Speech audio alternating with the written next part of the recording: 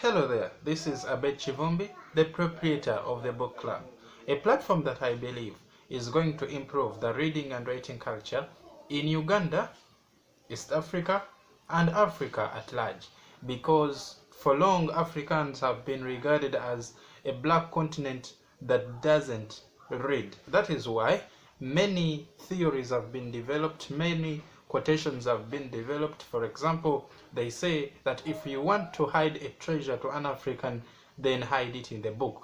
The reason behind this is because the Western world thinks that Africans don't read. Africans will never open books to read. Yet, there is a lot in those books. So, the book club is here to change the narrative. I believe we can read. I believe we can write. And Africa has got good writers. Africa has got a huge population that desires to gain knowledge every now and then. Specifically for today, I am glad to be talking to a lady from Western Uganda. Her name is Perinah Nahabwe, the author of The Breasts of NyinaMwiru. So, for starters, is it okay that I can basically know Madame Perinah Nahabwe? Because the little I know about Nahabwe is that she's the author of The Breasts of NyinaMwiru. That is what I know, and that is what any other person in my association knows. So, is there a little more that we can know about Madame Perinah Nahabwe? Yeah. Thank you so much for contacting me, first of all. Yes. And I think you're starting up a good thing. Yes. And I hope it can help everyone out there who is a writer. I'm a writer. I'm a Ugandan writer. Yes. I'm 23 years old, and I finished university this year. I'm waiting for graduation come January if God helps me. Yes. I've been at Makerere doing bachelor's of statistics, bachelor's degree in statistics. That is good. Yeah, so, and I come from Western Uganda in a district called Chiruhura district. I don't know if you know about it. Yes, I know about it, and I've ever been, by the way, in Chirokura, just for a tour. Oh, okay. Yeah, so that's where I come from. The other thing, I'm a free person. I'm open-minded. Yes. And I like socializing with everyone, almost everyone around me. Yes, by the way, I have seen that because I am a good follower on Twitter, and I've seen that you're that person who follows back very quickly, and you're very engaging. I've been attending some of your Twitter spaces once in a while. So for that, I can agree that you're indeed a very welcoming person and a very associative person. Indeed, that is good of you, eh? Okay. Yeah. Yeah. Okay. What motivated you into writing books? I had a dream. I wanted to be a writer, but then I really wanted to write about my culture and Uganda, and I like writing about Black people, Black lives, basically. Okay.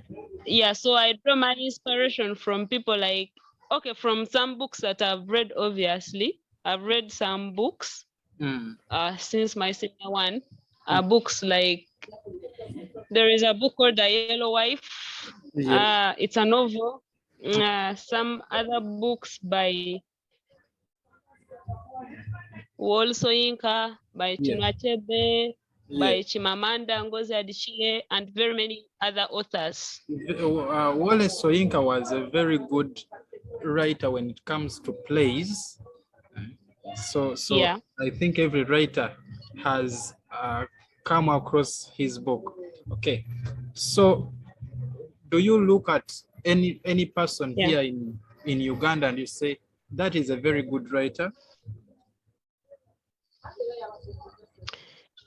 Uh, I used to read some works. Like I always look out for the historical books, but I don't think I know the authors. I don't always mind about the author. I just read the material.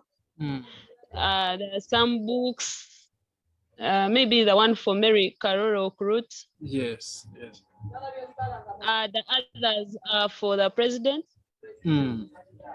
The ones Yeah, sowing the mustard seed. yeah, I read that one. Okay, that is Yeah, that is great of you. You see, uh, it is very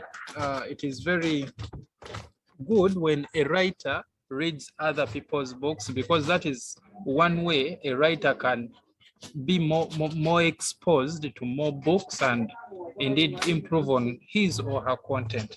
That I think is very right. Is very good. Okay. mm, So when we go into your book, I've mm, seen the title is The Breasts of NyinaMwiru. What mm. motivated this title? What is why did you pick The Breasts of NyinaMwiru? Because what I know is that this is a tourism attraction. So Yeah. what is the story behind it?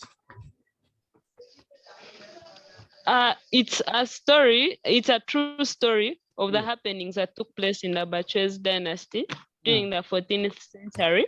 mm, But then, it's a fictional dramatization mm, of the real events. mm, Like I used the real events and I drew my I drew my story from different sources. mm.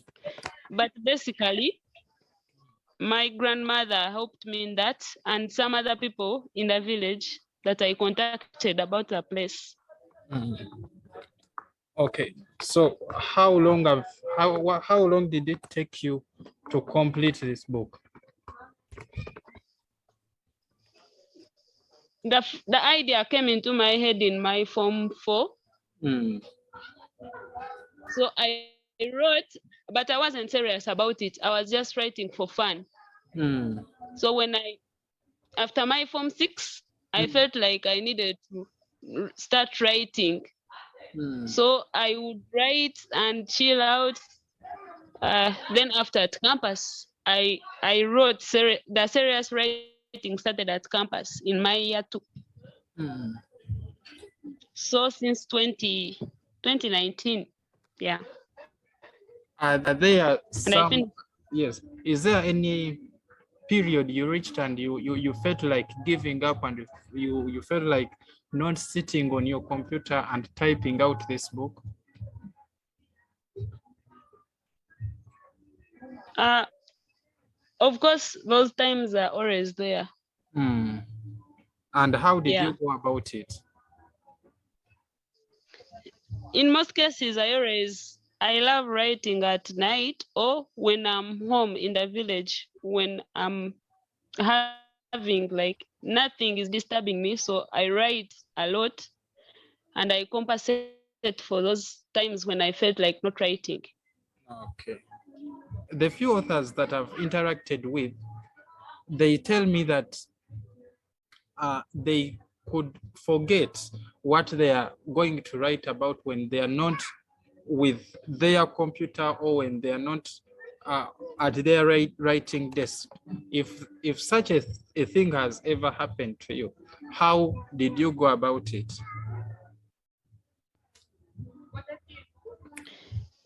Uh, I think it always happens because you're always looking for what to add next on what you have. Mm, So in most cases, when I go back, I have a notebook in my phone. So in yes. most cases, I note down that specific area Mm, and what I really wanted to add there. Okay. So it means okay. So it means that Mm.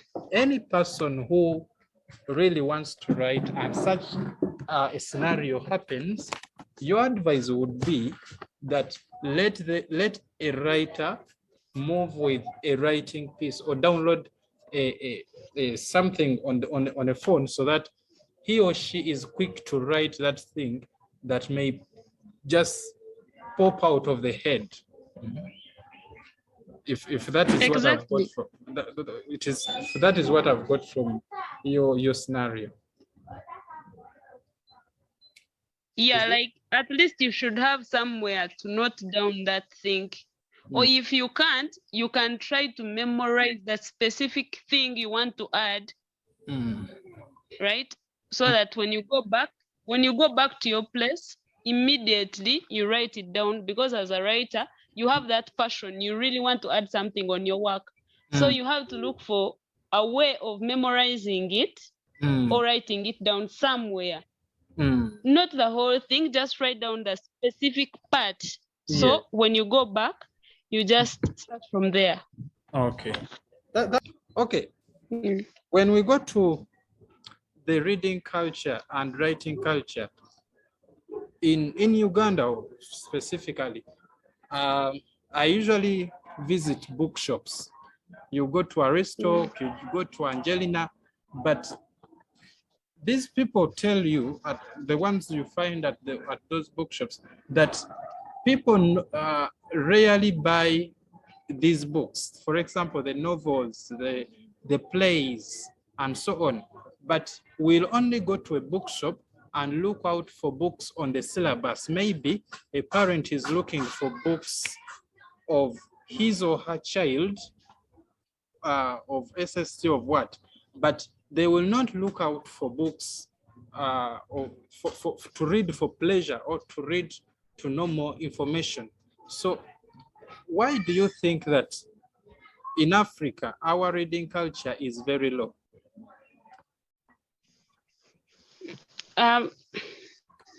As a person, I think in Africa, people, if maybe we could try some other ways of it. People love to read. People always there.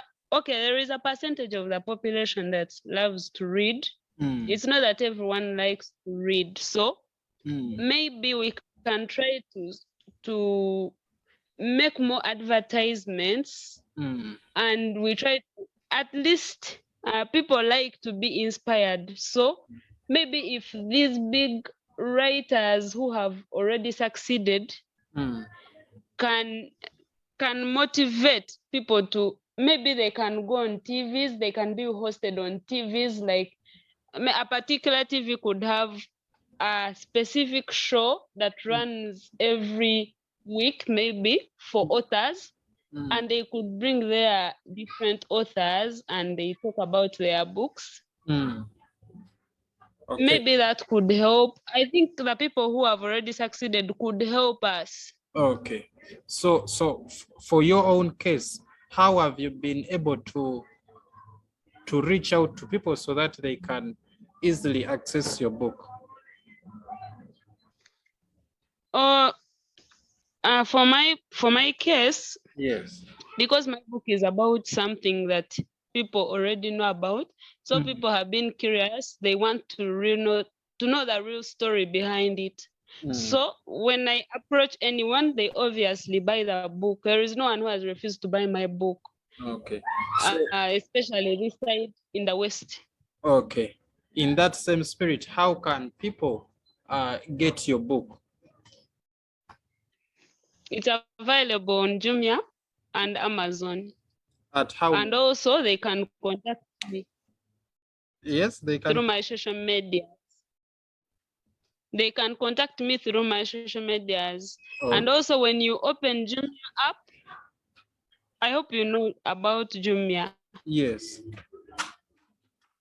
Yeah, so when you go on Jumia, you type in my name or you type in the name of the book. They'll bring it and you order for it, or Amazon. Okay. So it means someone should not wait to visit a bookshop or a nearby library so that they can get your book, but it can be easily done through Jumia. Yeah, because for now, there are few bookshops in the West that have purchased my book, and I'm still looking like more bookshops where to supply my book. I can't just walk to any bookshop and they buy my book. I have to first apply there. So I'm still waiting. Okay. So as we finalize this conversation today, what are those categories of people that should read, that should really get your book as early as yesterday? I think anyone can get my book as long as they read English. The book is for everyone, especially people who like to read about history. So literature students, maybe, okay, particularly it's for schools and people who love to read literature. Okay. Yeah. So I've seen something about on your Twitter. I would like to end with this. I'm going to share my screen. And I got interested in it, and I would like me and people of the book club to really get this. So this is it.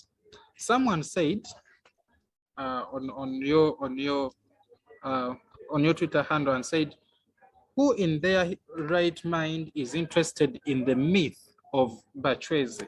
As the world moves on with new technologies and innovations, you people are preoccupied with historical practices. No wonder Uganda as a country is going backwards under Mchwezi president. No offense. So I know this person is not alone. There may be any other person with the same view and says, look, history is history. Let bygones be bygones. Now, why would someone who is not interested in history, how would you make that person believe that these things are worth reading? I think, and I like reading or writing about history or something like that, because without history, like, we wouldn't know.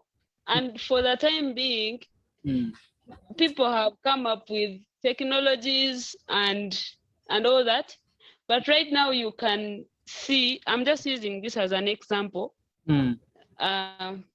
It's not that I'm trying to beautify history or anything like that. But right now, as we're moving forward, we really want to know what was there before so that we are able to move forward. If you can't know what was there before, it's hard for you to move forward or to do something that is better than what was there before. I think it's important that people know we need to know about history as a subject, and any history of anything, it would be important to know. It might not be so necessary, but it's important. Okay.